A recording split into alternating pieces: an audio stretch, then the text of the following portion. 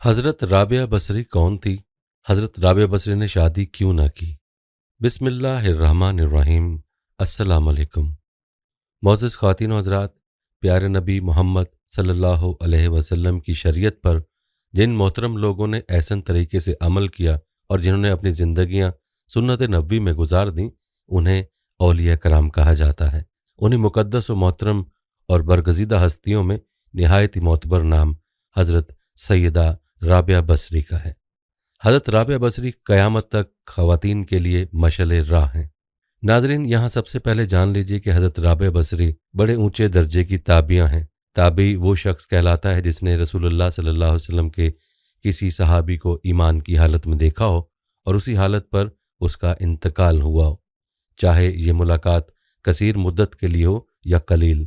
सहाबी और ताबी दोनों तबकात के बारे में रसूलुल्लाह सल्लल्लाहु अलैहि वसल्लम का इरशाद गिरामी है कि उसके लिए खुशखबरी है जिसने मुझे देखा और मुझ पर ईमान लाया, और उसके लिए भी खुशखबरी है जिसने उसे देखा, जिसने मुझे देखा।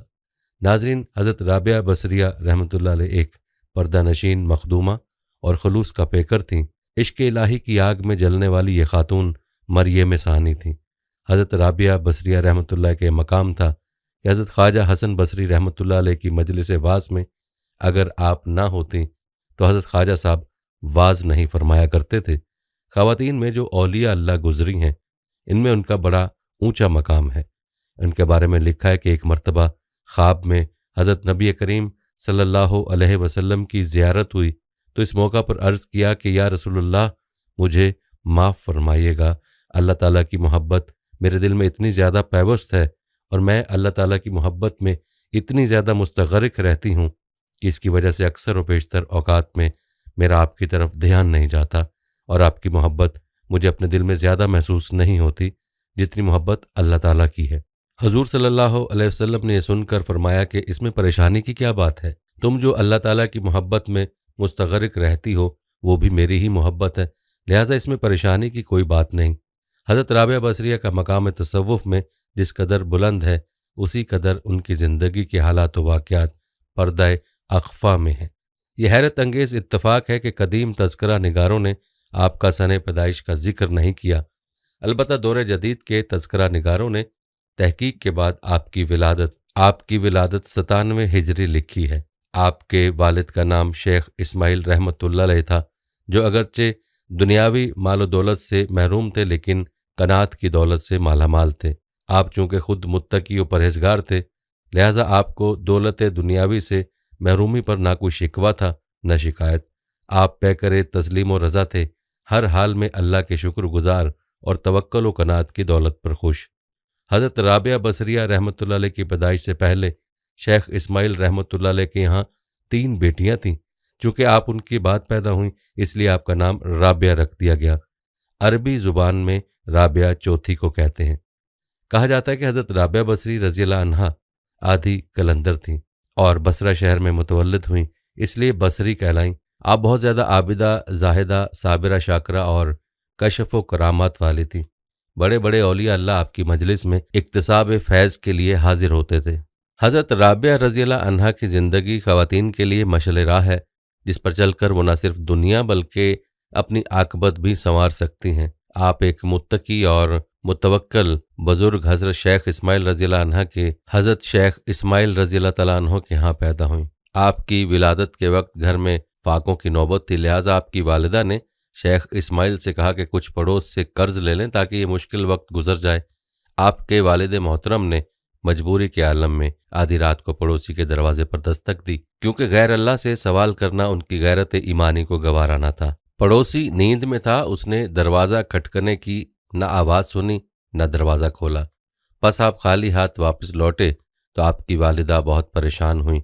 शेख साहब परेशानी के आलम में सो गए। ख्वाब में सरकार कायनात हज़रत मोहम्मद मुस्तफ़ा सल्लल्लाहु अलैहि वसल्लम तशरीफ़ लाए, बेटी की वलादत पर मुबारकबाद दी और फरमाया, इस्माइल परेशान न हो, तेरी ये बच्ची आरिफा कामिल होगी। अगर माली परेशानी है तो सुबह हाकिम बसरा ईसा जरदान के पास जाना, मेरी तरफ से एक ख़त लिख लेना कि तुम मुझ पर हर रोज़ 100 मरतबा और हर जुमेरात को 400 मरतबा दुरूद भेजते हो। इस जुमेरात को तोहफ़ा देना भूल गए। اس لیے 400 دینار بطور کفارہ خط دینے والے کو دے دو۔ صبح جب شیخ صاحب خط لے کر حاکم بصرہ عیسیٰ کے پاس گئے تو اس نے نہایت مؤدبانہ انداز میں شیخ صاحب کا شکریہ ادا کیا کہ آپ کی وجہ سے حضور صلی اللہ علیہ وآلہ وسلم نے مجھے یاد فرمایا۔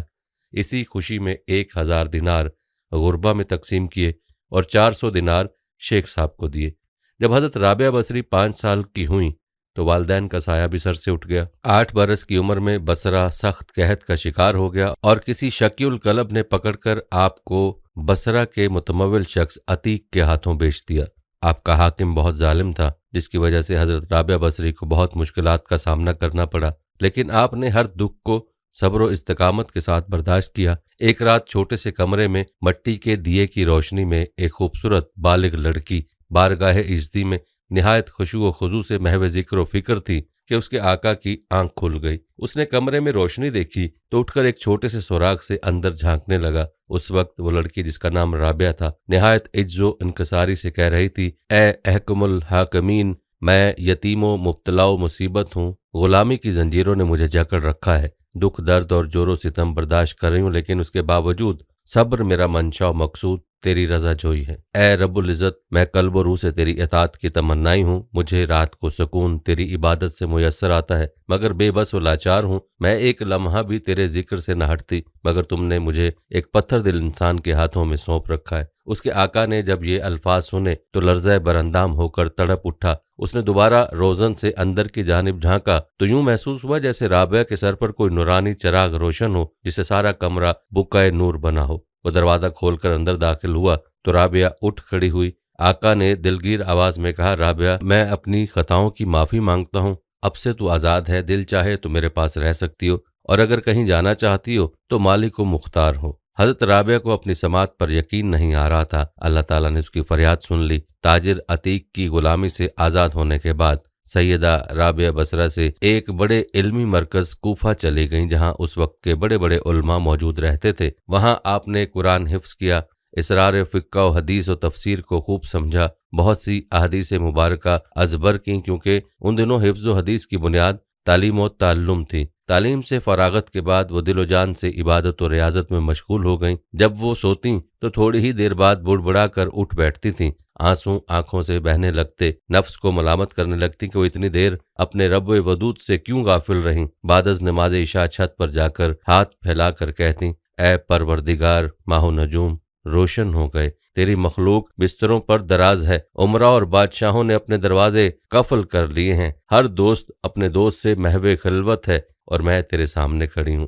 تمام رات عبادت میں مصروف رہتی، بوقت فجر قرآن مجید کی تلاوت کرتی اور دن چڑھنے تک مناجات کرتی رہتی، پھر کہتی، میرے اللہ، رات بیت گئی، کاش مجھے معلوم ہوتا کہ تو نے میری صلات قبول فرما لی، تیری عزت کی قسم میرا یہی طریقہ رہے گا جب تک کہ تو مجھے جواب نہ دے گا، اگر تو مجھے اپنے در سے دھتکار بھی دے گا تو میں نہ ہٹوں گی، کیونکہ میرا دل تیری محبت میں گر گیا ہے۔ اللہ کے عشق و محبت نے اسے دنیا کی ہر چیز سے بے رغبت کر دیا تھا۔ وہ تھوڑی سی غذا اور تن ڈھانپنے کے کپڑوں پر قناعت کرتی تھیں، اپنی جوانی رضا الہی کے لیے وقف کر دی۔ حضرت رابعہ دن رات میں 1000 رکعت نماز پڑھتی تھیں۔ لوگوں نے اس کی وجہ دریافت کی تو فرمایا، میرا منشا ثواب حاصل کرنا نہیں، میں ہادی برحق محبوب الہی صلی اللہ علیہ وآلہ وسلم کو خوش کرنے کے لیے ایسا کرتی ہوں، تاکہ وہ دوسرے انبیاء سے فرما سکیں کہ میری امت کی اس عورت کی طرف دیکھو، اس کا عمل کیا ہے۔ اس سے ثابت ہوا کہ رضائے محمد مصطفیٰ صلی اللہ علیہ وآلہ وسلم حضرت رابعہ بصری کا مقصود تھا، اور روز جزا ملاقات کی متمنی تھیں۔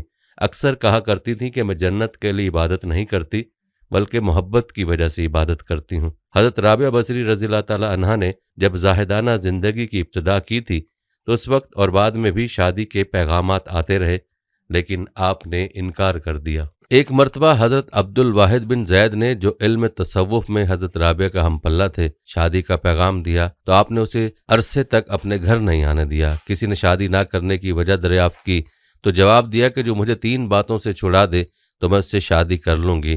استفسار پر فرمایا کہ پہلی بات یہ ہے کہ کیا میں اپنا ایمان سلامت لے جاؤں گی، دوسری بات کہ قیامت کے دن مجھے میرا نامہ اعمال داہنے ہاتھ میں دیا جائے گا، اور تیسری بات یہ کہ جب روز حشر داہنے ہاتھ والے بطرف جنت اور بائیں ہاتھ والے بجانب جہنم جائیں گے تو میں کن لوگوں میں شامل ہوں گی؟ پوچھنے والے نے کہا کہ اس کا علم تو صرف باری تعالیٰ کو ہے۔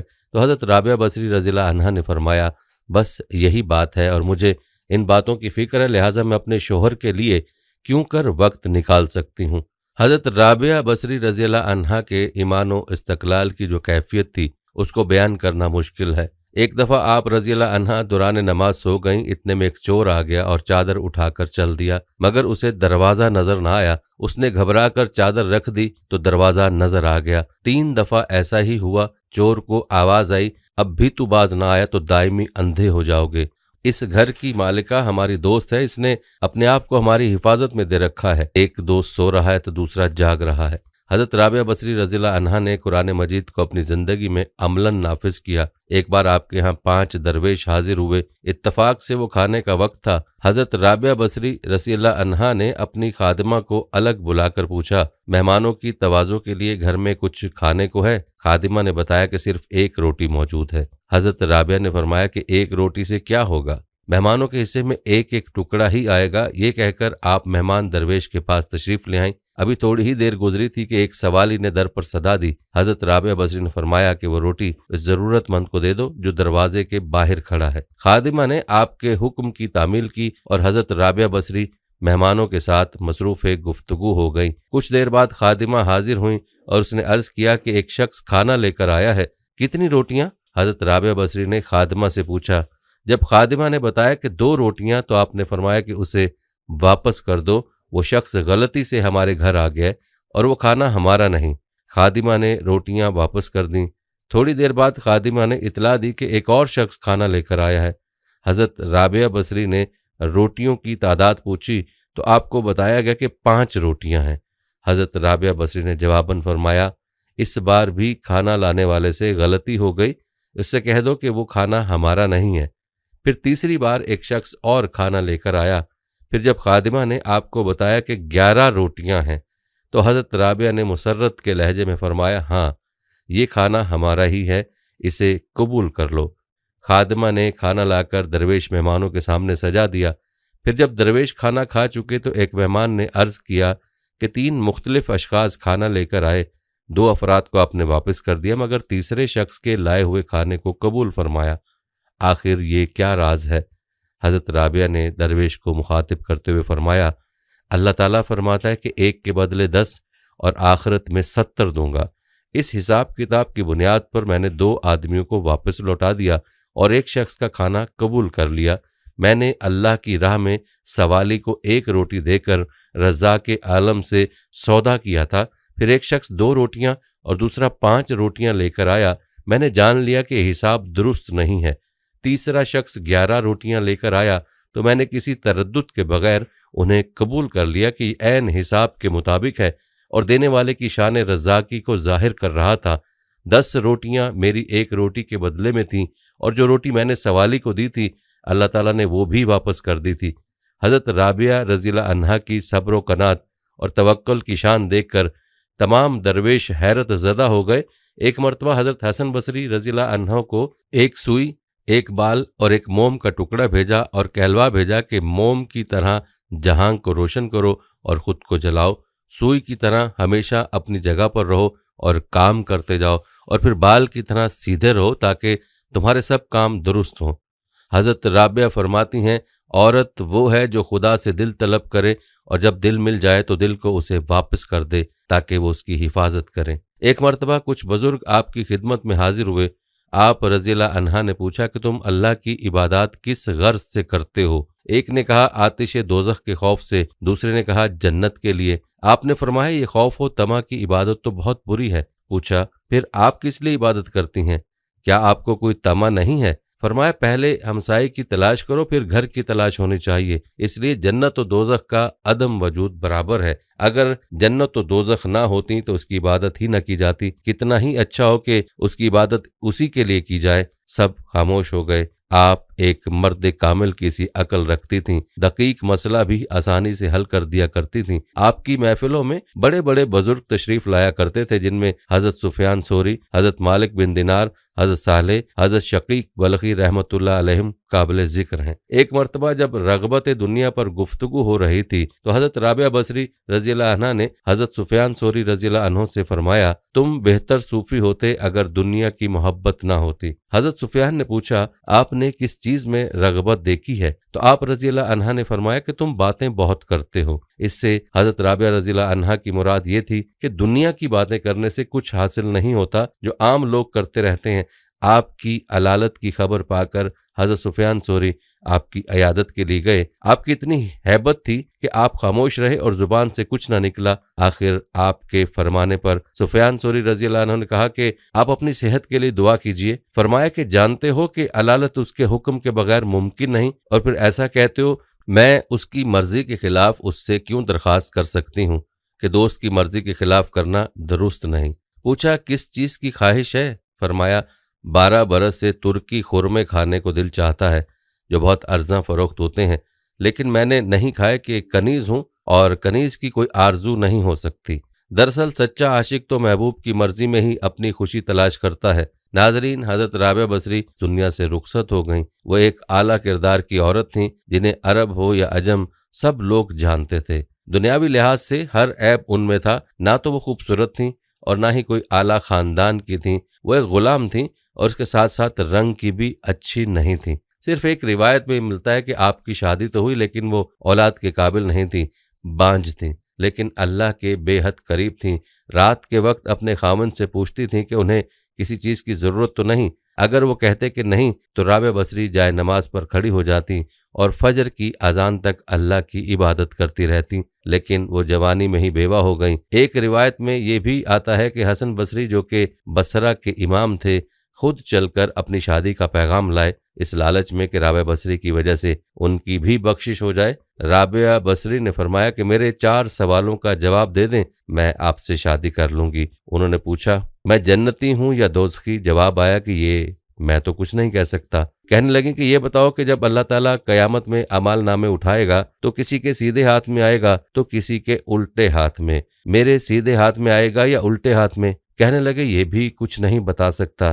رابعہ بصری کہنے لگیں کہ یہ بتاؤ جب اللہ نیکیوں کو تولنے لگے گا تو کسی کی نیکیاں بڑھ جائیں گی تو کسی کے گناہ، میرے گناہ زیادہ ہوں گے یا نیکیاں؟ جواب میں کہنے لگے یہ بھی نہیں پتا۔ اچھا یہ بتاؤ جب لوگ پل صراط پار کرنے لگیں گے تو کچھ گزر جائیں گے اور کچھ رہ جائیں گے، میں پار کر لوں گی یا دوزخ میں گر جاؤں گی؟ تو کہنے لگے مجھے یہ بھی نہیں پتا جی۔ تو پھر رابعہ بصری نے فرمایا کہ جاؤ، مجھے ان 4 باتوں کی تیاری کرنی ہے، میرے پاس شادی کے لیے وقت کوئی نہیں ہے۔ ایک دن رابعہ بصری اٹھی سالن پکانے کے لیے تو دیکھا کہ پیاز کوئی نہیں۔ وہ پریشان ہو گئیں کیونکہ نہ ان کا کوئی بیٹا ہے، نہ کوئی باپ، نہ ہی کوئی خادمہ۔ افسوس میں پڑی کہ پیاز کہاں سے لاؤں؟ اتنے میں ایک چیل اوپر سے اڑتی ہوئی جا رہی تھی، اس کے پنجوں میں پیاز تھا۔ جب وہ چیل اوپر آئی ہے تو اس کے پنجے چھوٹے اور پیاز سیدھا رابعہ بصری کی گود میں آ گرا۔ کیونکہ جو اللہ سے دوستی لگاتے ہیں ہم پرندوں کے ذریعے ان کی مدد کرتے ہیں، جو اللہ سے دوستی لگا لیتے ہیں اللہ دنیا ان کے لیے مسخر کر دیتا ہے، اللہ دنیا اس کے پاؤں میں ڈال دیتا ہے۔ ایک دفعہ حضرت حسن بصری رحمۃ اللہ علیہ نے کہا کہ آپ شریعت کے مطابق شادی کر لیں۔ فرمایا نکاح و شادی اس کے لیے ہے جس کا کوئی وجود ہو، یہاں نہ میرا کوئی وجود ہے اور نہ میں اپنے آپ کی مالک ہوں، اللہ تعالیٰ کی مملوک ہوں۔ یہ سوال اسی سے کیجئے۔ پوچھا اللہ تعالیٰ کو کس طرح جانتی ہیں؟ فرمایا چون و چرا سے تم جانتے ہوگے، میں تو بے چون و چرا جانتی ہوں۔ ایک دفعہ کچھ اور لوگوں نے بھی آپ سے کہا کہ آپ شادی کر لیجئے۔ فرمایا اگر 3 فکروں سے مجھے بے فکر کر دیجئے تو میں ضرور شادی کر لوں گی۔ اولاً آیا میں دنیا سے اپنا ایمان سلامت لے جاؤں گی، ثانیہ بروز حشر میرے دائیں ہاتھ میں ہی نامہ اعمال دیا جائے گا، ثالثاً قیامت کے روز جب لوگ دائیں جانب سے بہشت میں اور بائیں جانب سے دوزخ میں پہنچائے جائیں گے تو مجھے کس جانب سے پہنچایا جائے گا؟ لوگوں نے کہا کہ اس کا علم تو خدا کو ہی ہے۔ فرمایا تو پھر جسے اتنے عظیم افکار و اغمام پیش ہوں وہ بھلا کیا شوہر کر سکتی ہے؟ ایک دفعہ آغاز موسم بہار میں آپ معتکف ہو گئیں۔ خادمہ نے عرض کیا موسم بہت لطف افروز ہے، باہر آ کر سانع حقیقی کی صنعت کو ہی ملاحظہ فرمائیے۔ جواب دیا میرا کام تو سانے کو دیکھنا ہے، نہ کہ صنعت کو۔ آپ نے ایک مرتبہ حضرت خواجہ حسن بصری رحمۃ اللہ علیہ کو ایک سوئی، ایک بال اور ایک موم کا ٹکڑا بھیجا اور کہلوا دیا کہ موم کی طرح جہان کو روشن اور منور رکھو اور خود کو جلاؤ، سوئی کی طرح ہمیشہ اپنی جگہ رہو اور کام کرتے جاؤ، اور پھر بال کی طرح سیدھے رہو تاکہ تمہارے سب کام درست ہوں۔ لوگوں، آنکھوں، کانوں اور زبانوں کی طرف سے منزل ربانی تک نہیں پہنچ سکتے اور نہ ہاتھ پاؤں سے کوئی کام چل سکتا ہے۔ یہ معاملہ صرف دل کے ساتھ ہے۔ کوشش یہ کرو کہ دل بیدار ہو جائے، اور جب یہ بیدار ہو گیا پھر کسی کی بھی حاجت نہیں۔ دل بیدار وہی ہے جو حق میں گم ہو جائے، اور جس میں گم ہو گیا اسے پھر کسی یار کی ضرورت نہیں، کہ یہی درجہ فنا فی اللہ ہے۔ فرمایا عورت وہ ہے جو خدا سے دل طلب کرے، اور جب دل مل جائے تو دل کو اسے واپس دے دے کہ اسے حفاظت سے رکھے۔ حضرت صالح قزوینی کا یہ قول سن کر جو دروازہ کھٹکھٹاتا ہے اس کے لیے ضرور کھلتا ہے۔ فرمایا کب تک آواز دیتا رہے، کھولے گا کون؟ بند کس نے کیا ہے کہ پھر کھولنے کی ضرورت لاحق ہو؟ صالح نے جو یہ سنا تو حیرت زدہ ہو کر فرمایا کہ مجھے مرد کی جہالت اور عورت کی دنائی پر تعجب ہے۔ ایک شخص رو رو کر ہائے غم پکار رہا تھا۔ آپ نے سن کر فرمایا ہائے بے غمی کہے، اگر غمگین ہوتا تو دم مارنے کی بھی ہمت نہ ہوتی۔ کچھ بزرگ حاضر خدمت ہوئے، آپ نے ان سے پوچھا کہ تم اللہ کی عبادت کس غرض سے کرتے ہو؟ ایک نے کہا آتش دوزخ کے خوف سے، دوسرے نے کہا کہ جنت کا آرام پیش نظر ہے۔ فرمایا یہ خوف و طمع کی عبادت تو بہت بری ہے۔ پوچھا پھر آپ کس لیے عبادت کرتی ہیں؟ کیا آپ کو کوئی طمع نہیں؟ فرمایا پہلے ہمسائے کی تلاش ضروری ہے، پھر گھر کی تلاش ہونی چاہیے، اس لیے دوزخ و جنت کا عدم وجود برابر ہے۔ اگر جنت و دوزخ نہ ہوتی تو کیا اس کی عبادت ہی نہ کی جاتی؟ کیا اسے اتنا بھی استحقاق نہیں تھا کہ اس کی عبادت اسی کے لیے کی جائے؟ سب خاموش ہو گئے۔ روایت میں آتا ہے کہ کچھ لوگوں نے سیدہ رابعہ بصریہ کی آزمائش کی غرض سے کہا کہ خدا نے فضائل مردوں کو بہت دیے ہیں اور مردوں میں انبیاء بھی بہت ہوئے، کبھی کسی عورت کو مرتبہ نبوت نہیں ملا، آپ کو رتبہ ولایت نہیں مل سکتا، پھر بناوٹ کرنے سے کیا فائدہ؟ آپ نے کہا تمہارا قول درست ہے، لیکن یہ بتاؤ کہ دنیا میں آج تک کسی عورت نے بھی خدائی کا دعویٰ کیا ہے یا کوئی عورت بھی مخنث ہوئی ہے؟ حالانکہ ہزاروں مرد مخنث ہوئے ہیں۔ ایک بار آپ علیل ہوئیں، لوگوں نے علالت کا سبب پوچھا، آپ نے کہا میرے دل کو بہشت کی طرف توجہ ہوئی تو حق تعالیٰ مجھ پر خفا ہوا، اس کا عتاب میری علالت کا باعث ہے۔ حضرت حسن بصری، حضرت مالک بن دینار اور حضرت شفیق بلخی حضرت رابعہ بصریہ کے ہاں تھے اور صدق کی بابت آپس میں تذکرہ ہو رہا تھا۔ حضرت حسن بصری نے کہا کہ وہ شخص اپنے دعوے میں صادق نہیں ہے جسے اس کا مالک مارے اور وہ صبر نہ کرے۔ حضرت رابعہ نے کہا اس قول سے خودی کی بو آتی ہے۔ پھر حضرت شفیق بلخی نے فرمایا وہ شخص اپنے دعوے میں صادق نہیں ہے جسے اس کا مالک مارے اور وہ شکر نہ کرے۔ حضرت رابعہ نے فرمایا اس سے بہتر تعریف صادق کی ہونی چاہیے۔ پھر حضرت مالک بن دینار نے فرمایا وہ شخص اپنے دعوے میں صادق نہیں جسے اس کا مالک مارے اور وہ اس سے لذت حاصل نہ کرے۔ حضرت رابعہ نے پھر یہی فرمایا کہ اس سے بہتر تعریف صادق کی ہونی چاہیے۔ ان تینوں بزرگوں نے کہا کہ ہم لوگ اپنے اپنے نزدیک تعریف کر چکے، اب آپ بھی کچھ فرمائیں۔ حضرت رابعہ بصری نے فرمایا وہ شخص اپنے دعوے میں صادق نہیں جس کو اپنے مولا کا دیدار حاصل ہو اور وہ اپنے زخم کی تکلیف کو بھول جائے۔ کوئی شخص مشاہدہ الہی میں اپنے زخم کی تکلیف کو بھول جائے تو ہرگز تعجب کی بات نہیں ہے، اس لیے کہ مصر کی عورتوں نے جمال حضرت یوسف کو دیکھ کر اپنی انگلیاں کاٹ ڈالی تھیں اور ان کو اس کی تکلیف ذرا بھی معلوم نہ ہوئی۔ شیوخ بصرہ میں سے ایک بزرگ حضرت رابعہ کے پاس تشریف لائے اور بیٹھ کر دنیا کی مذمت کرنے لگے۔ حضرت رابعہ نے کہا معلوم ہوا کہ تمہیں دنیا سے بہت محبت ہے، کیونکہ اگر تمہیں دنیا کی محبت نہ ہوتی تو ہرگز اس کا ذکر نہ کرتے۔ قاعدہ ہے کہ جو شخص جس چیز کو دوست رکھتا ہے اسی کا ذکر کیا کرتا ہے۔ سیدہ رابعہ شام سے عبادت الہی کو کھڑی ہوتیں اور صبح کر دیتی تھیں۔ فرمایا کہ ہم خدا کا شکر کس طرح ادا کریں کہ اس نے ہمیں عبادت کرنے کی توفیق دی۔ پھر فرمایا میں اس کے شکر میں کل روزہ رکھوں گی۔ آپ مناجات میں کہتی تھیں اگر قیامت کے دن مجھے دوزخ میں بھیجے گا تو میں تیرا ایسا بھید ظاہر کر دوں گی جس کی وجہ سے دوزخ مجھ سے 1000 برس کی راہ پر بھاگ جائے گی۔ اور فرماتی تو نے دنیا میں جو حصہ میرے لیے مقرر کیا ہے اپنے دشمنوں کو دے دے، اور جو حصہ عقبہ میں میرے لیے رکھا ہے وہ اپنے دوستوں میں بانٹ دے، کیونکہ میرے لیے تو ہی کافی ہے۔ اور فرمایا میں دوزخ کی خوف سے تیری عبادت کروں تو مجھے دوزخ میں جلا، اور اگر جنت کی آرزو کی وجہ سے عبادت کروں تو جنت مجھ پر حرام کر، اور اگر تجھ سے چاہوں تو اپنا جمال مجھے نصیب کر۔ اور فرمایا خدا اگر مجھے دوزخ میں بھیجے گا میں فریاد کروں گی کہ میں نے تجھے دوست رکھا، دوست کے ساتھ یہ معاملہ نہیں کرتا۔ غیب سے آواز آئی، اے رابعہ تو ہم سے بدگمان نہ ہو، ہم تجھے اپنے دوستوں کے قرب میں جگہ دیں گے تاکہ تو ہم سے بات کر سکے۔ اور فرمایا، خدا میرا کام اور میری آرزو دنیا میں تیری یاد ہے اور آخرت میں تیرا دیدار، آگے تو مالک ہے، جو چاہے کر۔ ایک شب کو عبادت کرتے وقت رابعہ بصری نے فرمایا، خدایا میرے دل کو حاضر کر یا میری بے دلی کی عبادت کو قبول کر لے۔ جب آپ کی وفات کا زمانہ قریب ہوا، جو مشائخ آپ کے قریب تھے ان سے آپ نے فرمایا، تم لوگ اٹھ جاؤ اور فرشتوں کے واسطے جگہ خالی کر دو۔ سب باہر چلے آئے اور دروازہ بند کر دیا گیا۔ ایک آواز سب لوگوں نے سنی، وہ آواز یہ تھی، اے نفس مطمئنہ اپنے پروردگار کی طرف رجوع کر۔ اس کے بعد دیر تک کوئی آواز نہ آئی، لوگ اندر گئے، دیکھا کہ آپ کا وصال حق ہو چکا۔ آپ نے اس دنیا بے بقا سے کوچ فرمایا۔ کسی نے آپ کو خواب میں دیکھا، پوچھا منکر نکیر سے کیا معاملہ ہوا؟ آپ نے جواب دیا، جب منکرین آئے اور مجھ سے انہوں نے پوچھا تیرا رب کون ہے، میں نے کہا کہ پلٹ جاؤ اور خدا سے کہو کہ جب تو نے ایک عورت کو باوجود اس کے کہ تجھے تمام مخلوق کا خیال تھا کبھی فراموش نہ کیا، پھر وہ کیوں کر تجھے بھول جاتی؟ حالانکہ دنیا میں بھی اسے تیرے سوا کسی سے علاقہ نہ تھا، کیوں فرشتوں کے ذریعے اس سے سوال کرتا ہے؟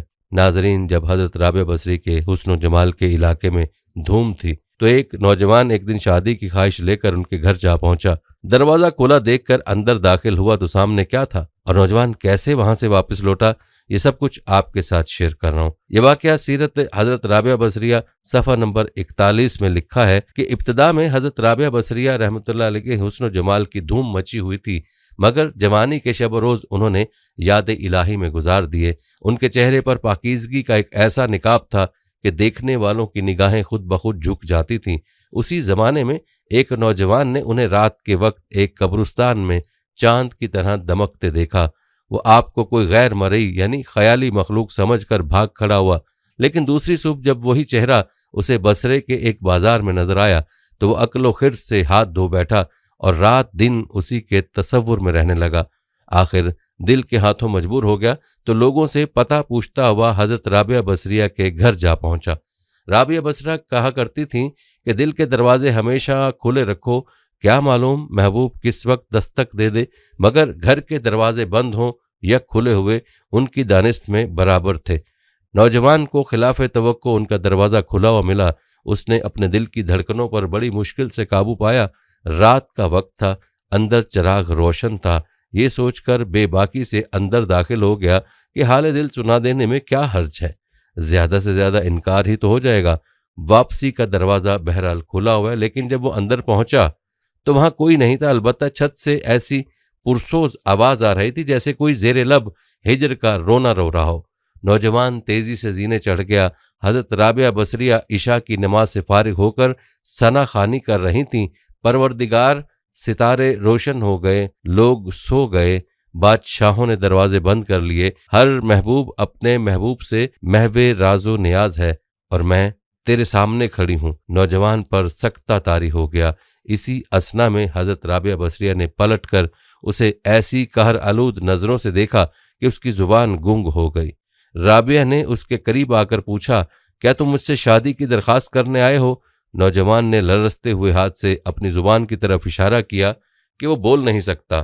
حضرت رابعہ بصری نے کہا کہ اس سے پہلے کہ زبان کی طرح تیرا دل بھی چپ ہو جائے، تو جس راستے سے آیا ہے اسی راستے سے لوٹ جا۔ نوجوان صرف آنکھوں سے التجا کر سکتا تھا کہ نیک خاتون، میری گویائی مجھے واپس دے دے، میں تیرے مرتبے سے واقف نہیں تھا، مجھ سے غلطی ہوئی، مجھے معاف کر دے۔ لا علمی ہمیشہ قابل معافی ہوتی ہے۔ اس کی خاموش آنسوؤں کے جواب میں حضرت رابعہ بصریہ نے کہا، نوجوان، تو نے اگر مجھ سے کوئی زیادتی کی ہوتی تو میں تجھے یقیناً معاف کر دیتی۔ میں نے خود کو بہت پہلے اپنے رب کے حوالے کر دیا تھا۔ اب یہ معاملہ تیرے اور رب کے درمیان ہے، معافی مانگنا ہے تو اس سے مانگ۔ تو صدقے دل سے توبہ کرنے کا ارادہ کرے تو شاید توبہ کی خاطر تیری زبان کھل جائے۔ یہ کہہ کر وہ نماز کے لیے کھڑی ہو گئیں۔ نوجوان بھی بے اختیار سجدے میں گر گیا۔ وہ رو رہا تھا، نامعلوم کب تک روتا رہا۔ جب اسے ہوش آیا تو زبان کھل چکی تھی اور توبہ توبہ کا ورد کر رہی تھی۔ بصرہ کے بازاروں میں سالہ سال تک ایک مجذوب، گرمی، جاڑے اور برسات سے بے نیاز ہو کر دیوانہ وار توبہ توبہ کے نعرے لگاتا رہا۔ اس کے نعروں سے بصرے کی راتیں گونج اٹھتی تھیں اور بچے سہم کے ماؤں کے سینوں میں دبک جاتے تھے۔ آخر ایک دن وہ مجذوب اچانک ہی کہیں غائب ہو گیا، پھر کبھی اس کا پتہ نہیں چلا۔ وہ مجذوب یہی مذکورہ جوان تھا جو حضرت رابعہ بصریہ کی بدولت ہی دربار خداوندی میں مقرب ٹھہرا۔ ناظرین، حضرت رابعہ بصریہ مخدومہ شب و روز عبادت میں رہتی تھیں۔ آپ کو حج کا شوق ہوا۔ ایک گدھا بہت لاغر ان کے پاس تھا، اس پر اسباب لاد کر چل پڑیں۔ راہ میں گدھا مر گیا۔ دوسرے ہمراہیوں نے ان سے کہا، ہم آپ کا اسباب لے چلیں گے۔ آپ نے کہا، تم سب جاؤ، میں تم لوگوں کے بھروسے پر نہیں آئی ہوں۔ قافلہ چلا گیا، آپ تنہا رہ گئیں۔ آپ نے درگاہ الہی میں عرض کی، اے ساری کائنات کے بادشاہ، کیا ایک غریب عورت کے ساتھ یہی معاملہ کیا جاتا ہے کہ تو نے پہلے مجھے اپنے گھر کی طرف بلایا، پھر راہ میں گدھے کو مار ڈالا اور تنہا بیاباں میں سراسیمہ کر دیا؟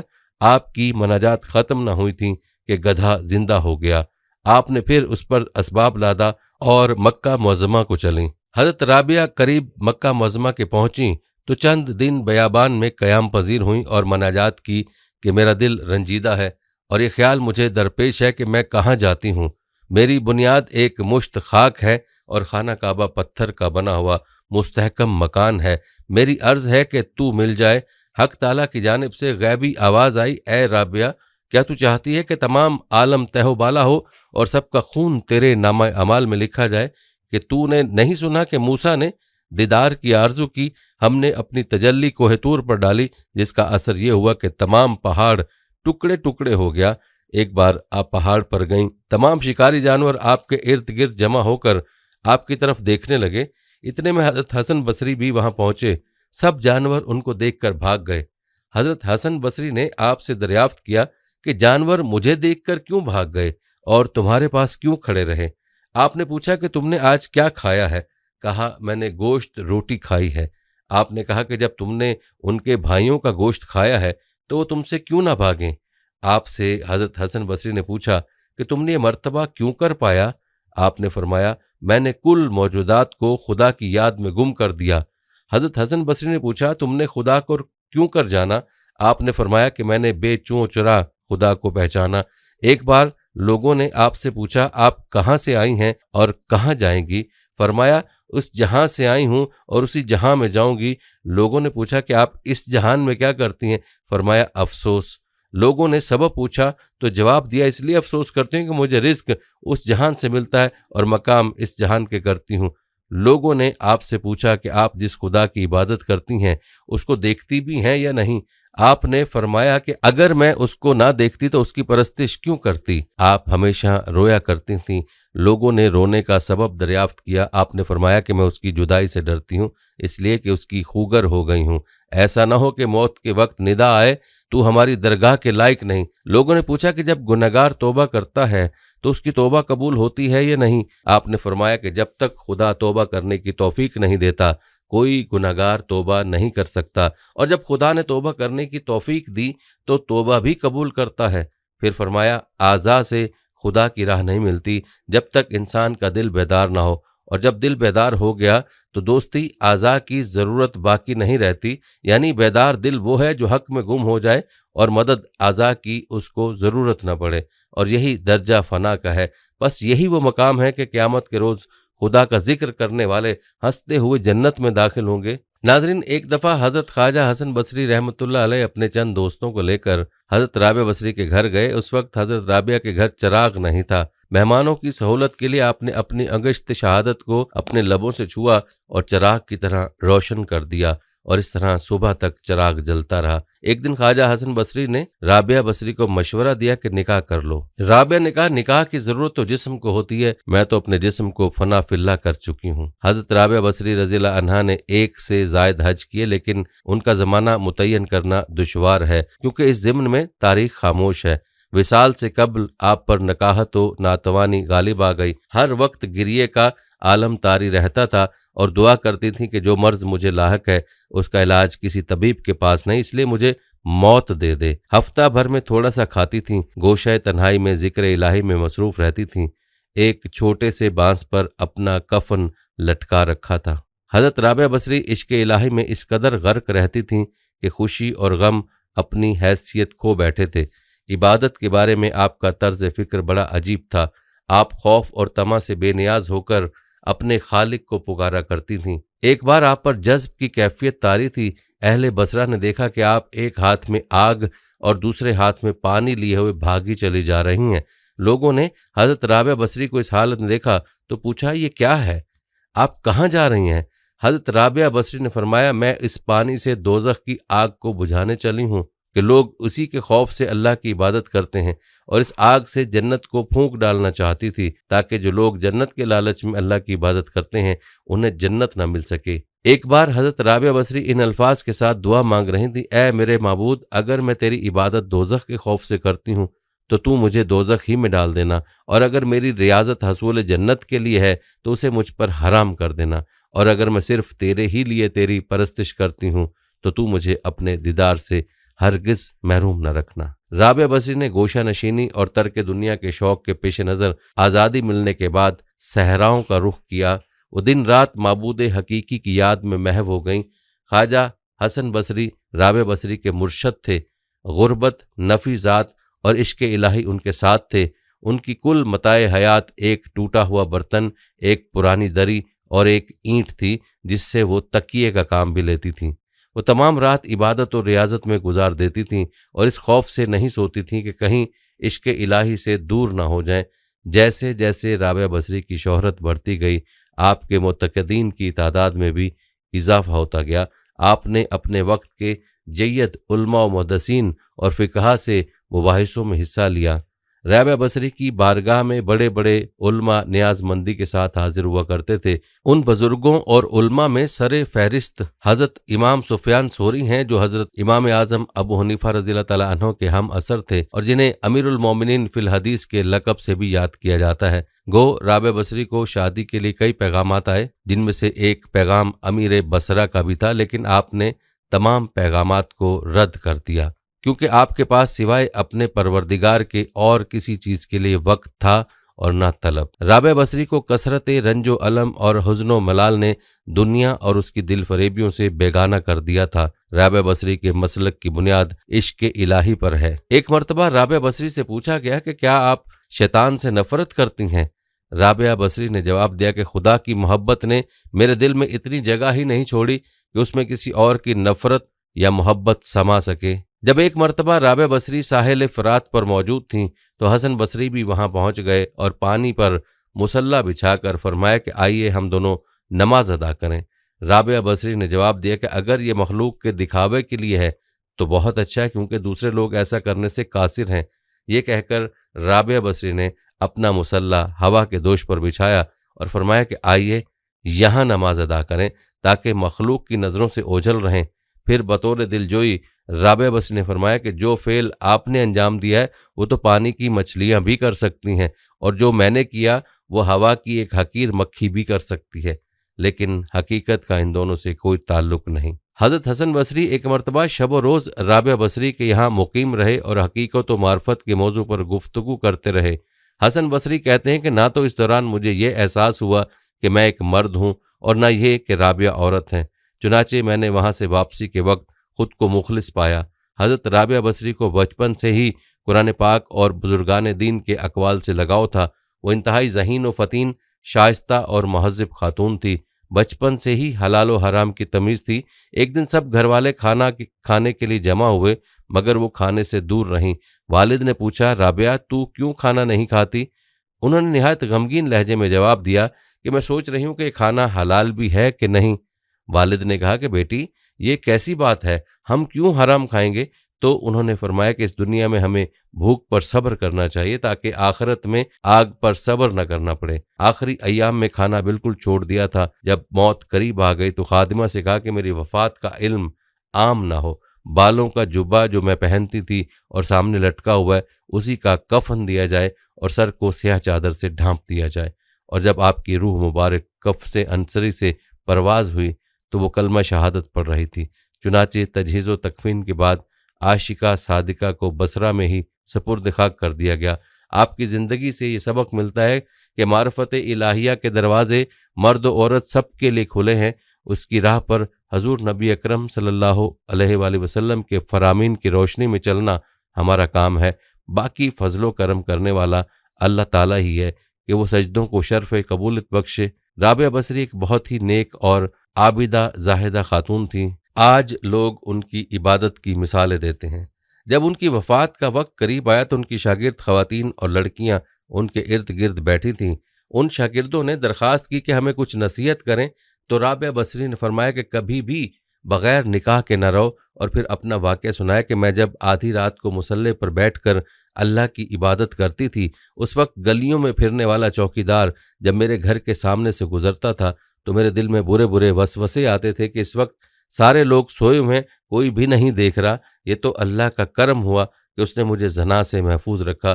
اس واقعے سے آپ اندازہ لگائیں کہ رابعہ بصری جیسی پاک دامن اور عابدہ زاہدہ خاتون کو ایسے وسوسے آ رہے ہیں، تو آج کل کے اس گندے معاشرے میں جہاں ہر طرف بے حیائی، بے پردگی اور بے دینی کا ماحول غالب ہے، ایسے میں کون عورت ہے جو اپنے آپ کو بچائے گی؟ فرمایا نکاح کے بغیر زندگی کا اسلام میں کوئی تصور نہیں۔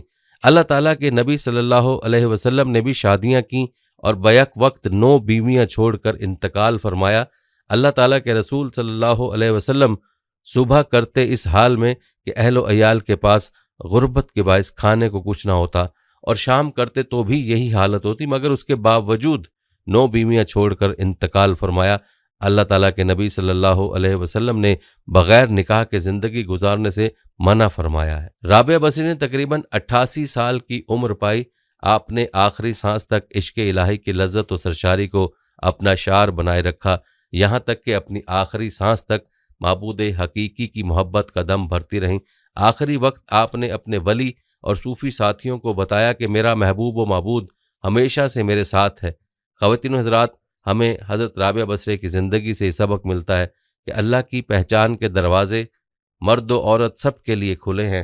اللہ کی راہ پر حضور نبی اکرم صلی اللہ علیہ وسلم کے فرامین کی روشنی میں چلنا ہمارا کام ہے، باقی فضل و کرم کرنے والا اللہ تعالیٰ ہی ہے کہ وہ سجدوں کو شرف قبولیت بخشے۔ تو ناظرین، جب رات کو رابعہ بصری کا انتقال ہوا تو رابعہ بصری نے اپنی خادمہ سے کہا کہ 2-4 آدمی بلا کر مجھے جلدی سے دفن کر دو اور پھر صبح اعلان کر دینا، اور اپنی خادمہ سے کہا کہ مجھے اسی چادر میں کفن دینا جس میں تہجد پڑھا کرتی تھی، اور انہوں نے راتوں رات ان کو دفن کر کے صبح لوگوں کو بتایا۔ تو لوگوں میں شور مچ گیا کہ ہائے، ہمیں کیوں نہیں بتایا؟ تو اگلی رات ان کی خادمہ نے انہیں خواب میں دیکھا کہ رابعہ بصری نے سبز رنگ کا لباس پہنا ہوا ہے، حسن و جمال اور سورج چہرے پر چمک رہا ہے۔ پوچھا آپ کے ساتھ کیا ہوا ہے؟ تو انہوں نے فرمایا کہ میرے اللہ نے میرے ساتھ بہت عمدہ رویہ کیا ہے۔ خادمہ نے پوچھا کہ آپ کی وہ چادر کہاں گئی؟ تو فرمایا کہ وہ اللہ تعالیٰ نے لے لی اور مجھے جنت کا لباس پہنا دیا، اور وہ چادر قیامت کے دن جب میری نیکیاں تولی جائیں گی تو وہ چادریں بھی ان نیکیوں میں شامل ہوں گی۔ حضرت رابعہ بصریہ کا مزار مبارک بصرہ میں ہی ہے۔ یہاں پر ناظرین خواجہ حسن بصری کی کرامات کے حوالے سے بھی آپ کو آگاہ کرتے ہیں۔ خواجہ حسن بصری زندگی کے ابتدائی ایام میں موتیوں اور جواہرات کے سوداگر تھے۔ قسم قسم کے موتی اور جواہرات کی آپ تجارت کرتے اور بڑے بڑے بادشاہوں کے پاس جواہرات تحفے میں لے جا کر پیش کرتے تھے۔ ایک دفعہ کچھ جواہرات ہرقل بادشاہ روم کے پاس لے گئے، پہلے وزیر سے ملے اور اپنے آنے کا اور بادشاہ کی خدمت میں تحفہ لانے کا حال بیان کیا۔ وزیر نے کہا کل تو بادشاہ کو ایک نہایت ضروری کام ہے، اصلاً فرصت نہ ہوگی اور وہ کام دیکھنے کے قابل ہے۔ حضرت حسن نے کہا کہ میں ضرور دیکھوں گا۔ وزیر نے حضرت حسن کو لے جا کر ایک جگہ میدان میں ٹھہرایا، جس میدان میں ایک خیمہ زری کا قائم تھا۔ اس کے آس پاس اعلیٰ درجے کی مخمل کا فرش تھا۔ خیمے کی تنابیں زرے کی تھیں، اس کی چوبیں چاندی کی تھیں، میخیں سونے کی تھیں، نہایت قابل دید منظر تھا۔ وزیر نے حضرت حسن کو خیمے کے عقب میں چلمن کے پیچھے کھڑا کیا کہ جس جگہ سے حضرت حسن نے سارا تماشا دیکھ لیا، لیکن وہ خیمہ دراصل شاہ ہرقل کے عزیز فرزند کی قبر پر کھڑا تھا، اور آج اس کی سالانہ برسی کا دن تھا۔ بادشاہ سالانہ رسم تعزیت ادا کرنے یہاں آیا تھا۔ حضرت حسن نے دیکھا کہ پہلے ایک جماعت مقدس عیسائی لوگوں کی خیمے کے اندر آئی اور قبر کے پاس کھڑے ہو کر پڑھنے لگی اور پھر روتے ہوئے نکل کر چلے گئے۔ اس کے بعد ایک طبیبوں کی جماعت اور انتہائی اہل عقل لوگوں کی آئی۔ یہ لوگ بھی ننگے سر قبر کے پاس کھڑے روتے رہے اور تھوڑی دیر کے بعد نکل کر چلے گئے۔ ان کے بعد فوج کے کسی افسروں کی جماعت ننگی تلواریں لے کر خیمے کے اندر آئی، وہ بھی قبر کی سلامی اتار کر ناکام واپس گئے۔ فوجی لوگوں کے بعد ایک جھنڈ نوجوان عورتوں کا آیا جن کے سر کے بال کھلے تھے، ان کے ہاتھوں میں سونے کی تھالیاں تھیں جن میں موتی اور جواہرات بھرے تھے۔ ان عورتوں نے قبر کا طواف کیا اور بہت سا رو کر یہ بھی خیمے سے باہر چلی گئیں۔ ان سب کے بعد بادشاہ خود خیمے کے اندر آیا اور قبر کے پاس کھڑا ہو کر کہنے لگا، بیٹا تو مجھے بہت پیارا تھا، مگر افسوس کہ تو مر گیا۔ اگر مجھے یہ معلوم ہو جائے کہ جس نے تیری جان لی ہے وہ ان بڑے بڑے راہبوں اور پادریوں کا کہا مان کر تیری جان واپس کر دے گا، تو یہ بڑے بڑے عیسائی راہب اسی کام کے لیے تیرے پاس حاضر ہیں، مگر میں جانتا ہوں کہ ان کے کہنے سے کچھ نہ ہوگا۔ اگر مجھے یہ معلوم ہو جائے کہ عقل مندوں اور طبیبوں کی تدبیر کرنے سے تیری جان خدا تجھے بخش دے گا، تو یہ بہت بڑی جماعت طبیبوں اور بڑے بڑے عقل مندوں کی تیری قبر کے پاس کھڑی ہے اور تیری رہائی کی تدبیریں کرنے کو موجود ہے، مگر میں جانتا ہوں کہ تجھے ایسے زبردست نے مارا ہے کہ اس کے سامنے کسی کی تدبیر نہیں چلتی۔ اے فرزند، اگر مجھے یہ معلوم ہو جائے کہ جس نے تیری جان نکالی ہے وہ کسی بڑی فوج سے ڈر کر تجھے چھوڑ دے گا، تو یہ کثیر فوج اور فوج کے افسر تجھے قید سے چھڑانے کو تیری قبر کے پاس موجود ہیں، لیکن جس نے تجھے قید کیا ہے وہ ایسا زبردست خدا ہے کہ کوئی فوج اس کے سامنے کوئی ہستی نہیں رکھتی۔ اے فرزند، اگر مجھے معلوم یہ ہو جائے کہ جس نے تجھے مارا ہے وہ حسین اور خوبصورت عورتوں کا طالب ہے اور حسین عورتیں لے کر تجھے چھوڑ دے گا، تو یہ خوبصورت عورتوں کی جماعت حاضر ہے، مگر میں جانتا ہوں کہ نہ وہ حسین عورتوں کا طالب ہے، نہ مال و جواہر کا خواستگاہ، اور اب وہ تجھے کسی طرح نہیں چھوڑے گا، اس لیے میں اب تجھ سے پھر 1 سال کے لیے رخصت ہوتا ہوں۔ یہ کہہ کر بادشاہ خیمہ سے باہر نکل آیا اور سب لوگ قبر کے پاس سے رخصت ہوئے۔ حضرت حسن نے یہ واقعہ دیکھا تو دل پر ایسا اثر پڑا کہ دنیا سے طبیعت یک لخت ہٹ گئی اور آپ نے آئندہ دنیا کے جواہرات بیچنے چھوڑ کر آخرت کی جواہرات خریدنے شروع کر دیے اور دنیا کے جملہ کاروبار سے الگ ہو کر اس فکر میں پڑ گئے کہ آخرت کا زاد راہ مہیا کریں، اور بصرے میں آ کر قسم کھائے کہ اب اس دنیا میں کبھی ہنسوں گا نہیں، اور پھر عبادت و مجاہدے میں کچھ اس طرح مشغول ہو گئے کہ اس زمانے میں کوئی ویسا نہ تھا، اور 70 برس تک تادم زیست بے وضو نہ رہے۔ ایک مرتبہ رات کے وقت خواجہ حسن بصری اپنے گھر میں بیٹھے زار و قطار رو رہے تھے۔ آپ کے عقیدت مندوں نے عرض کی، یا حضرت آپ کیوں روتے ہیں؟ آپ پر تو اللہ تعالیٰ کا بڑا فضل و کرم ہے، آپ عبادت گزار متقی اور پرہیزگار ہیں، آپ کا شمار اللہ تعالیٰ کے مقبول بندوں میں ہوتا ہے، پھر آپ کے رونے کا سبب کیا ہے؟ حسن بصری رحمۃ اللہ نے ارشاد فرمایا کہ میں اس خیال سے رو رہا ہوں کہ کہیں میری ناسمجھی اور بھول سے کوئی ایسا کام مجھ سے سرزد نہ ہو گیا ہو جو میری پروردگار کو پسند نہ ہو، یا میں نے غلطی سے اپنا قدم کسی ایسی جگہ پر نہ رکھ دیا ہو کہ جس جگہ پر جانا میرے اللہ تعالیٰ کو پسند نہ ہو۔ اگر کبھی مجھ سے ایسا ہو گیا تو کہیں ایسا نہ ہو کہ میں اللہ تعالیٰ کی بارگاہ سے راندہ جاؤں اور اللہ تعالیٰ میری کوئی بھی عبادت قبول نہ فرمائے۔ ایک مرتبہ حضرت خواجہ حسن بصری نے اپنے ملازم کو کہا، میرے لیے بازار سے نان اور مچھلی لا۔ جب وہ لایا اور سامنے رکھی تو آپ نے فرمایا، معاذ اللہ، گناہگار بندے کو ایسا لذیذ کھانا کھانے سے کیا سروکار؟ نوکر نے کہا، حضور میں تو آپ کے ارشاد پر نان اور مچھلی لایا تھا۔ آپ رونے لگے، 40 دن تک کوئی چیز نہ کھائی اور فرمایا، اے میرے نفس، میں نے تجھے سزا دی کہ تو لذیذ کھانے کی خواہش کرتا ہے؟ اسی طرح آپ نے تزکیہ نفس کے لیے اپنے نفس کو سمجھایا کہ اللہ کی راہ میں چلنے کے لیے اللہ جو عطا کرے اسے قبول کرو، خود خواہش نہ کرو۔ حضرت خواجہ حسن بصری کا ارشاد کہ جو شخص کسی بد طبقہ کے لوگوں سے رہو رسم پیدا کرتا ہے تو دراصل یہ اس کی اپنی برائی اور شرارت کا نتیجہ ہے، کیونکہ اگر اس کی سرشت میں بھلائی ہوتی تو وہ خود نیک و طاہر لوگوں کی صحبت کی طرف راغب ہوتا۔ چنانچہ ہر برے آدمی کو کسی دوسرے شخص یا صحبت پر الزام لگانے کی بجائے اپنے آپ کو ملامت کرنا چاہیے کہ وہ اپنی نااہلیت اور نالائکی کے سبب برائی کے کنویں میں گرا۔ ان لوگوں کا شیوا ہوتا ہے کہ وہ صوفیہ کے گرد اپنی خواہشوں کے حصول کے لیے جمع ہو جایا کرتے ہیں اور نام نہاد صوفی بھی بن جاتے ہیں۔ ان میں سے کئی تو جب مطلب براری نہ ہو تو اپنی راہ لیتے ہیں اور صوفیہ کرام کے منکر بھی ہو جاتے ہیں، مگر جو لوگ خدا کی رضا کی خاطر اولیاء کرام کے ہاں حاضر ہوتے ہیں وہ نہ صرف صوفیہ کی نظر میں مقبول و منظور ہو جاتے ہیں بلکہ خداوند کریم بھی ان کو برگزیدہ مقام عطا فرماتا ہے۔ اور یہی فرق ہے نیک اور بد لوگوں میں۔ کہ انہیں دنیاوی مقاصد کا حصول کرنا ہوتا ہے، جبکہ نیک لوگوں کو آخرت کی دولت، بزرگان دین کی نظر عنایت اور رسول کی شفاعت اور اللہ کی رضا پیش نظر ہوتی ہے۔ حضرت عمر رضی اللہ تعالیٰ عنہ بن عبدالعزیز جب خلیفہ بنے تو انہوں نے حضرت حسن بصری کے نام ایک خط بھیجا، جس میں تحریر تھا کہ میرے رفیق، تم جانتے ہو کہ میں ایک بہت بڑے کام میں مبتلا ہوا ہوں، مجھے کچھ نصیحت فرمائیے، اور آپ کے ساتھی جو اللہ کے ولی ہیں ان میں سے کسی ایک کو میرے پاس بھیج دیجیے تاکہ اس کے ساتھ رہنے سے مجھے کچھ آسانی ہو سکے۔ حضرت عمر بن عبدالعزیز کے اس خط کے جواب میں حضرت خواجہ حسن بصری نے لکھا کہ امیر المومنین کا خط میں نے پڑھا اور اس میں جو ارشاد کیا گیا تھا اسے بھی سمجھ لیا۔ آپ نے جو یہ فرمایا ہے کہ اس کے ساتھ رہنے سے مجھے آسانی ہو جائے گی، تو تم سمجھ لو کہ جیسے شخص کی تم تمنا کرتے ہو وہ تمہارے نزدیک بھی نہیں آئے گا اور تم سے فارغ ہوگا، اور جو شخص کے تمہارے پاس آئے گا اس جیسے کی تمہیں ضرورت نہیں ہے، اس کے ساتھ سے تمہیں کوئی آسانی اور فائدہ حاصل نہیں ہوگا۔ اور تم نے جو نصیحت کے لیے لکھا ہے تو جان لو کہ جو کوئی اللہ تعالیٰ سے ڈرتا ہے سب لوگ اس سے ڈرتے ہیں، اور جو کوئی اللہ تعالیٰ سے شرم رکھتا ہے تو لوگ بھی اس سے شرم رکھتے ہیں، اور جو کوئی اللہ تعالیٰ کی بارگاہ میں اپنے گناہوں پر دلیری کا اظہار کرتا ہے تو سب لوگ اس پر دلیر ہو جاتے ہیں، اور جو کوئی آج امن میں ہے کل کو خستہ حال ہوگا، اور جو آج خستہ حال ہے کل کو امن میں ہوگا، اور جو کوئی اپنے آپ پر تکبر کیے ہوگا وہ دنیا اور آخرت میں معزول ہوگا۔ دنیا کی تمام نیکیوں کا نچوڑ صبر کرنا ہے، اور صبر کا اجر سب سے زیادہ ہے، اور اپنے سب کاموں میں اللہ تعالیٰ کی پناہ اور مدد کا طلبگار، اپنے سب کاموں میں اللہ تعالیٰ کی پناہ اور مدد طلب کر تاکہ تجھے مدد ملے، اور اس پر بھروسہ رکھ تاکہ کاموں میں تیری مدد ہو۔ اور جو کوئی آنکھ کو آزاد چھوڑ دیتا ہے کہ جو کچھ چاہے وہی دیکھے تو اس کا غم طویل ہو جاتا ہے، اور جو کوئی زبان کو کھلی چھوڑ دیتا ہے کہ جو کچھ چاہے وہی کہے وہ گویا اپنے آپ کو ہلاکت میں ڈالتا ہے۔ میری سوچ کے مطابق جو باتیں میں نے تمہیں بتائی ہیں وہ تجھے راہ راست پر قائم رکھنے کے لیے کافی ہیں۔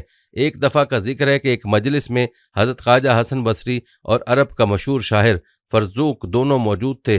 حضرت خواجہ حسن بصری تقوی اور پرہیزگاری میں، اور فرزوق شاعر برائی اور بدکاری میں شہرت رکھتا تھا۔ اس مجلس میں سے اچانک ایک شخص نے آواز دی کہ اس مجلس میں ایک شخص ایسا ہے کہ جو سب سے بہتر اور افضل ہے، اور ایک شخص ایسا ہے جو سب سے برا اور بدتر ہے۔ فرزوق شاعر نے اس آواز کو سن کر حضرت خواجہ حسن بصری سے کہا کہ حضرت یہ آوازیں کیسی ہیں؟ حضرت خواجہ حسن بصری نے فرمایا مجھے کیا خبر کہ سب سے بہترین کون ہے اور سب سے بدترین کون ہے، یہ بات تو بے شک اللہ تعالیٰ ہی جانتا ہے۔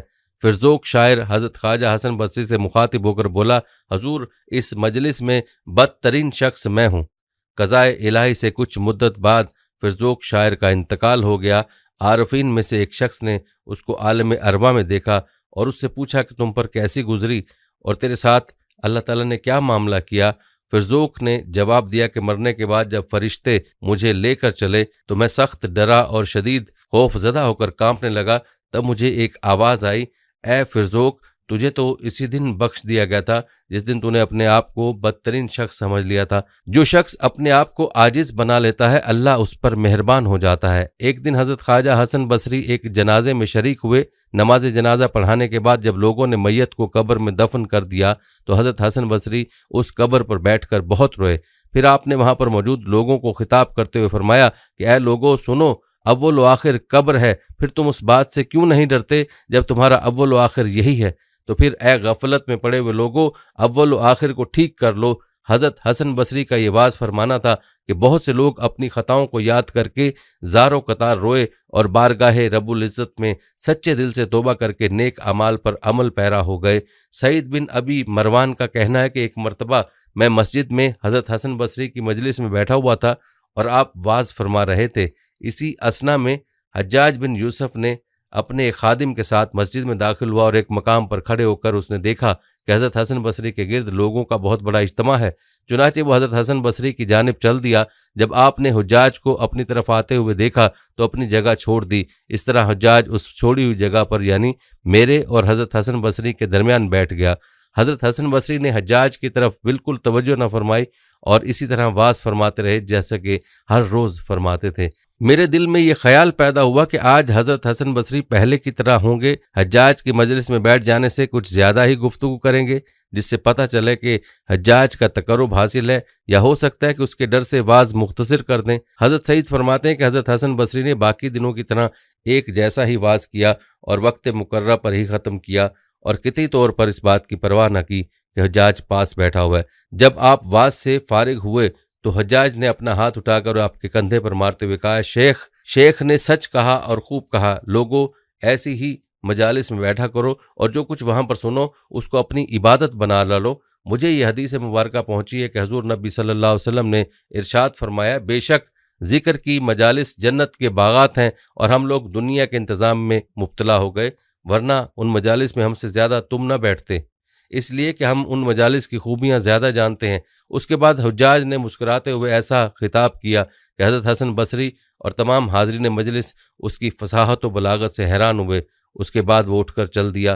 اسی اثنا میں شام کا ایک شخص حضرت حسن بصری کے پاس آیا اور اسی جگہ پر جہاں پر کہ حجاج بیٹھا تھا کھڑا ہو کر کہنے لگا، اے مسلمانوں، اللہ کے بندو، تمہیں حیرت نہیں ہوئی کہ میں ایک ضعیف آدمی ہوں اور جہاد کرتا ہوں؟ گھوڑا خچر اور خیمے کی مجھے تنگی ہے، اور میرے پاس 300 درہم ہیں جو مجھے لوگوں نے دیے ہیں، میری 7 بیٹیاں ہیں۔ غرض یہ کہ اس بوڑھے نے اپنی غربت کی شکایت کی۔ حضرت حسن بصری اور وہاں پر موجود تمام لوگوں کو اس پر ترس آیا۔ حضرت حسن بصری اپنا سر نیچے جھکائے اس کی بات غور سے سن رہے تھے۔ جب وہ اپنی بات ختم کر چکا تو آپ نے اپنا سر اٹھایا اور فرمایا، ان لوگوں نے اللہ کے بندوں کو اپنا غلام خیال کیا ہے اور اللہ تعالیٰ کے مال کو اپنا مال سمجھ لیا ہے، لوگوں سے دینار و درہم کی خاطر لڑتے ہیں۔ جب دشمن خدا خود جہاد پر جاتے ہیں تو خود چمکتے خیموں میں قیام کرتے ہیں اور تیز سواریوں پر سوار ہوتے ہیں، اور اگر کسی دوسرے مسلمان بھائی کو جہاد پر روانہ کرتے ہیں تو بھوکا پیاسا پیدل ہی روانہ کر دیتے ہیں۔ حضرت حسن بصری نے کھری کھری باتیں سلاطین اسلام کے بارے میں کیں۔ اسی مجلس میں سے اہل شام کا ایک شخص اٹھا اور سیدھا حجاج کے پاس گیا اور حجاج سے آپ کی چغلی کر دی، اور جس طرح آپ نے بیان کیا تھا بالکل اسی طرح حجاج سے کہہ دیا۔ چنانچہ کچھ دیر کے بعد حجاج کی طرف سے ایک آدمی آیا اور آپ سے کہا کہ آپ کو حجاج نے بلایا ہے۔ حضرت حسن بصری اس کے ساتھ چل دیے۔ ہمیں خطرہ پیدا ہوا کہ دیکھتے ہیں ان کھری کھری باتوں کا کیا نتیجہ نکلتا ہے۔ تھوڑی دیر کے بعد آپ مسکراتے ہوئے واپس تشریف لے آئے۔ میں نے آپ کو بہت کم ہنستے ہوئے دیکھا، آپ کی عادت ہمیشہ سے مسکرانے کی رہی۔ چنانچہ واپس آ کر اپنی جگہ پر بیٹھ گئے۔ آپ نے امانت کی عظمت کے بارے میں بیان فرمایا اور ارشاد فرمایا کہ ایک دوسرے کے پاس بیٹھنے میں بھی امانت ہے۔ شاید تم یہ خیال کرتے ہوگے کہ خیانت ایک سوائے درہم و دینار کے اور کسی شے میں نہیں ہے، حالانکہ سب سے بڑی خیانت یہ ہے کہ تم لوگ ہمارے پاس بیٹھو اور ہم تم پر اعتبار کر کے کچھ باتیں کریں، پھر تم اس کو ایک آگ کے شعلے کے پاس جا کر بیان کر دو۔ میرے ساتھ یہ ہوا کہ جب میں اس شخص حجاج کے پاس گیا تو اس نے مجھ سے کہا کہ آپ اپنی زبان کو سنبھال کر رکھیں، آپ نے یہ جو الفاظ کہے ہیں کہ دشمن خدا خود جہاد پر جاتا ہے تو ایسا اہتمام کراتا ہے، اور جب دوسرے کو جہاد پر روانہ کرتا ہے تو اس طرح کرتا ہے، ایسی ویسی باتیں نہ کرو، ہمیں ان باتوں کی کوئی پرواہ نہیں ہے کہ تم لوگوں کو ہمارے خلاف بھڑکاؤ، اور نہ ہم اس بات سے آپ کی نصیحت کو لغو جانیں، لیکن آپ کی اس طرح کی گفتگو نہیں کرنی چاہیے۔ حضرت حسن بصری نے فرمایا کہ اس طرح اللہ تعالیٰ نے اس کو مجھ سے دور کیا۔ جب یزید بن عبد الملک دمشق میں مسند خلافت پر متمکن ہوا تو اس نے عراق و خراسان پر عمر بن حبیرہ کو گورنر بنا کر بھیجا۔ عمر بن حبیرہ نے اپنے دربار میں حضرت حسن بصری، امام محمد سیرین اور امام شابی کو طلب کیا اور ان سے کہا کہ اللہ تعالیٰ نے یزید بن عبد المالک کو اپنے بندوں پر خلیفہ مقرر کیا ہے اور مجھے خلیفہ نے گورنری کے منصب پر فائز کیا ہے، لہذا مجھے جو بھی حکم خلیفہ کی طرف سے ملتا ہے میں بغیر حیل و حجت کے اس کی تعمیل کرتا ہوں۔ آپ حضرات کی اس بارے میں کیا رائے ہے؟ گورنر عمر بن حبیرہ کی اس سیاسی گفتگو کو سن کر حضرت خواجہ حسن بصری گویا ہوئے اور جرأت و بے باکی کا مظاہرہ کرتے ہوئے ارشاد فرمایا، اے ابن حبیرہ، تم یزید بن عبد الملک کے بارے میں اللہ تعالیٰ سے ڈرو اور اللہ تعالیٰ کے معاملے میں ہرگز یزید بن عبد الملک سے نہ ڈرو، اس لیے کہ اللہ تعالیٰ تجھے دونوں جہانوں میں یزید بن عبد الملک کے شر سے بچا سکتا ہے، لیکن یزید بن عبد الملک تجھے اللہ تعالیٰ کے قہر و غضب سے ہرگز نہیں بچا سکتا۔ یاد رکھو وہ قہار و جبار جلد ہی تیرے پاس ملک الموت کو بھیجے گا جو تیرے اس عالیشان محل اور خوبصورت تخت سے تجھے ایک ہی لمحے میں اندھیری تاریک اور تنگ قبر میں پہنچا دے گا، وہاں پر تجھے سوائے تیرے اعمال کے کوئی کام نہیں دے گا۔ اس لیے تو اللہ تعالیٰ کے فرمان کے خلاف کسی بادشاہ کے حکم کو نہ مان، کیونکہ خالق کی معصیت میں کسی مخلوق کی فرما برداری قطعی طور پر روا نہیں۔ حضرت خواجہ حسن بصری کی اس جرت مندانہ تقریر کو سن کر گورنر عمر بن حبیرہ پر سکتہ طاری ہو گیا، حیرت کے مارے اس کا منہ کھلے کا کھلا رہ گیا۔ اس کے بعد تینوں بزرگ شخصیات گورنر کے دربار سے واپس اپنے اپنے گھروں کی طرف روانہ ہو گئیں۔ حضرت خواجہ حسن بصری نے حکایات بیان کی کہ بنی اسرائیل میں ایک عزت فروش ملکہ نامی عورت تھی جس کے حصے میں حسن کا تہائی حصہ آیا تھا۔ اپنے پاس آنے کے لیے لوگوں سے کم از کم 100 دینار وصول کرتی تھی۔ ایک عابد نے اس کو دیکھا اور اس پر فریفتہ ہو گیا، چنانچہ کسی طرح محنت مزدوری کر کے 100 دینار جمع کیے اور اس کے پاس آ گیا۔ اس عورت کے پاس سونے کا ایک تخت تھا جس پر وہ بیٹھتی تھی۔ عابد نے کہا، مجھے تیرا حسن پسند آ گیا تھا، اس لیے میں نے بڑی محنت سے 100 دینار اکٹھے کیے اور یہاں آیا ہوں۔ فاحشہ عورت نے عابد کو بھی اپنے ساتھ تخت زنی پر بٹھایا۔ عابد کو اس وقت اچانک قیامت میں اللہ تعالیٰ کے روبرو کھڑا ہونا یاد آ گیا اور اس کا جسم تھر تھر کانپنے لگا اور بولا، مجھے جانے دو اور یہ دینار تم لے لو، کیونکہ میں یہ تمہارے لیے کر کے آیا ہوں۔ مگر عورت کہنے لگی کہ یکدم آخر تمہیں کیا ہو گیا؟ تم تو یہ کہتے تھے کہ میرا حسن تمہیں پسند آ گیا اور اب بھاگ رہے ہو۔ عابد کہنے لگا کہ تمہارے تخت پر بیٹھنے سے مجھے قیامت کا منظر یاد آ گیا اور میں قیامت کے دن اللہ کے حضور کھڑے ہونے سے ڈر گیا ہوں، تو اب میرے لیے تم کوئی پسندیدہ نہیں رہی ہو، یعنی میری سوچ بدل گئی ہے۔ مگر عورت کہنے لگی، اگر تم اپنی بات میں سچے ہو تو میں اب تمہارے سوا کسی کو شوہر نہیں بناؤں گی۔ مگر عابد کا دل نہ مانا اور وہ مسلسل کہتا رہا کہ خدا کے لیے اب مجھے یہاں سے جانے دو۔ آخر عورت بولی کہ ٹھیک ہے جاؤ، مگر مجھ سے نکاح کا وعدہ کرتے جاؤ۔ پھر عابد نے کہا کہ اگر اللہ چاہے گا تو وہ ہوگا، اور پھر سر پر چادر اوڑھ کر وہاں سے روانہ ہو گیا۔ عورت نے بھی اپنی بدکرداری اور عزت فروشی سے توبہ کی اور اس کی تلاش میں چل نکلی۔ عابد کے شہر میں پہنچ کر اسے تلاش کیا اور کسی طرح اسے خبر بھجوائی کہ ملکہ تم سے ملنے آئی ہے۔ عابد نے جب یہ سنا تو چیخ مار کر گرا اور جان دے دی۔ عابد کی موت کے بعد ملکہ بہت مایوس ہوئی، پوچھا اس کا کوئی قرابت دار ہے؟ لوگوں نے بتایا کہ اس عابد کا ایک بھائی ہے، وہ بھی فقیر ہے۔ ملکہ نے عابد کی محبت میں اس کے بھائی سے نکاح کیا، جس سے اس کے 7 بیٹے پیدا ہوئے اور سب کے سب نیک اور صالح پرہیزگار ہوئے۔ اور حضرت خواجہ حسن بصری نے اس حکایت سے یہ بات اخذ کی کہ جو شخص رزق حلال کمائے گا اللہ تعالیٰ اسے برائیوں سے محفوظ رکھے گا۔ ناظرین، بس آخر میں یہ کہوں گا کہ قرآن و حدیث کی روشنی میں امت مسلمہ 1600 سال سے اس بات پر مکمل طور سے متفق ہے کہ اللہ تعالیٰ جس طرح معجزہ انبیاء کرام کے ذریعے ظاہر کرتا ہے، وہیں کرامات اپنے متقی پرہیزگار بندوں کے ذریعے بھی ظاہر کرتا ہے۔ ہندوستان و پاکستان کے علماء کی طرح پوری دنیا کے علماء، خاص طور پر سعودی عرب کے علماء بھی اس بات پر متفق ہیں کہ اللہ کے حکم سے اللہ والوں کے ذریعے سے ایسے اعمال ظاہر ہوتے ہیں جن کا احاطہ انسان کی عقل نہیں کر پاتی۔ حضور اکرم صلی اللہ علیہ وسلم نے ارشاد فرمایا کہ اللہ تعالیٰ فرماتا ہے، جس نے میرے کسی ولی سے دشمنی کی اسے میری طرف سے اعلان جنگ ہے، اور میرا بندہ میری طرف سے فرض کی ہوئی ان چیزوں سے جو مجھے پسند ہیں میرا قرب زیادہ حاصل کر سکتا ہے، اور میرا بندہ نوافل کے ذریعے مجھ سے قرب حاصل کرتا رہتا ہے، یہاں تک کہ میں اس سے محبت کرنے لگتا ہوں۔ جب میں اس سے محبت کرنے لگتا ہوں تو میں اس کا کان بن جاتا ہوں جس سے وہ سنتا ہے، اس کی آنکھ بن جاتا ہوں جس سے وہ دیکھتا ہے، اس کا ہاتھ بن جاتا ہوں جس سے وہ پکڑتا ہے، اس کے پاؤں بن جاتا ہوں جس سے وہ چلتا ہے، اور اگر وہ مجھ سے مانگتا ہے تو میں اسے دیتا ہوں، اور اگر وہ میری پناہ کا طالب ہوتا ہے تو میں اسے پناہ دیتا ہوں۔ ایسے بہت سے امور جہاں تک ہماری عقل کی رسائی نہیں ہے اور ہم ان کو من و ان تسلیم کرتے ہیں۔ اسی طرح قرآن و حدیث کی روشنی میں امت مسلمہ کے ہر مسلک کا یہ عقیدہ ہے کہ اللہ تعالیٰ کے حکم سے بعض ایسے کام یعنی کرامات اس کے برگزیدہ بندوں کے ذریعے رونما ہوتی ہیں جنہیں انسانی عقل بظاہر قبول نہیں کرتی، تاہم عقیدے کی بنیاد پر ان کا یقین کیا جاتا ہے۔ مشہور تابعی حضرت عتبہ الغلام اللہ سے 3 چیزوں کی دعا مانگتے تھے: اچھی آواز، وافر مقدار میں آنسو، اور بغیر کچھ کیے کھانا۔ چنانچہ جب وہ تلاوت کرتے تھے تو وہ خود بھی روتے تھے اور دوسروں کو بھی رلاتے تھے۔ آنکھوں سے آنسو کافی دیر تک جاری رہتے تھے، اور جب اپنے گھر جاتے تو گھر میں کھانے کی چیزیں خود ہی مل جاتی تھیں اور انہیں معلوم بھی نہیں ہوتا تھا کہ یہ چیزیں کہاں سے میسر ہوئیں۔ مشہور تابعی حضرت عبد الواحد بن زید فالج کے شکار ہو گئے۔ انہوں نے اللہ سے دعا کی کہ وضو کرتے وقت ان کے اعضاء درست ہو جائیں، چنانچہ وہ جب بھی وضو کرتے تھے ان کے اعضاء درست ہو جاتے تھے۔ وضو سے فراغت کے بعد ان کے اعضاء پہلے کی طرح مفلوج ہو جاتے تھے۔ مشہور تابعی حضرت عمرو بن عتبہ ایک دن نماز پڑھ رہے تھے، گرمی سخت تھی، اچانک بادل ان پر سایہ کرنے لگا۔ جب وہ جہاد میں اپنے ساتھیوں کی سواریوں یعنی جانوروں کو چراتے تھے تو چیر پھاڑ کرنے والے جانور بھی سواریوں کی حفاظت کرتے تھے۔ محترم ناظرین، انسان کی عقل چونکہ محدود ہے، اس لیے ضروری نہیں ہے کہ وہ اللہ تعالیٰ کے حکم سے رونما ہونے والے معجزات و کرامات کا مکمل طور پر احاطہ کر لے، لہٰذا ایک سلیم الطبع دین سمجھ کر تقاضا یہ ہے کہ ہمیں ایسے لوگوں کی شناخت کرنی چاہیے جن کا واحد مشن دین اسلام کی تضحیق و تضلیل اور ملت اسلامیہ میں انتشار پیدا کر کے اسلام دشمن طاقتوں کی خدمت کرنا ہے۔